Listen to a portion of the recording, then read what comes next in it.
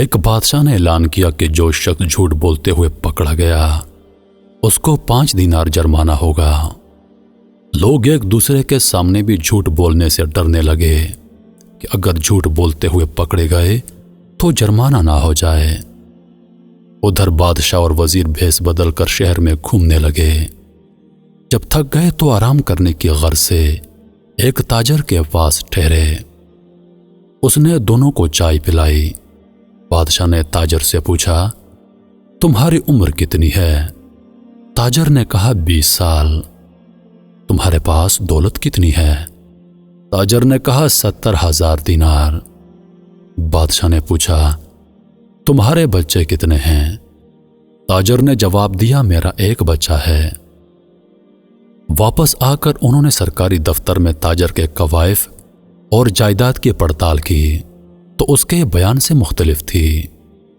بادشاہ نے تاجر کو دربار میں طلب کیا اور وہی 3 سوالات دہرائے۔ تاجر نے ایک بار پھر وہی جوابات دیے۔ بادشاہ نے وزیر سے کہا، اس پر 15 دینار جرمانہ عائد کر دو اور سرکاری خزانے میں جمع کروا دو، کیونکہ اس نے 3 جھوٹ بولے ہیں۔ سرکاری کاغذات میں اس کی عمر 35 سال ہے۔ اس کے پاس 70,000 دینار سے زیادہ کی رقم ہے اور اس کے 5 لڑکے ہیں۔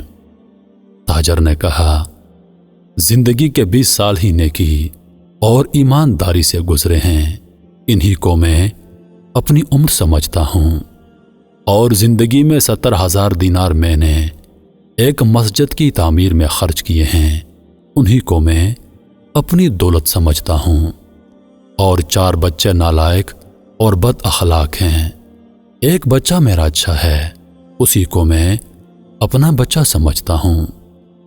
یہ سن کر بادشاہ نے جرمانے کا حکم واپس لے لیا اور تاجر سے کہا، ہم تمہارے جواب سے خوش ہوئے ہیں۔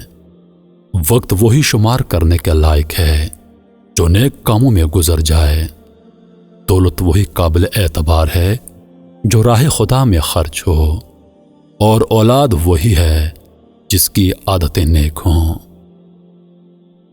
عزیز دوستو، ویڈیو پسند آ جائے تو لائک اور شیئر ضرور کر دیجیے گا۔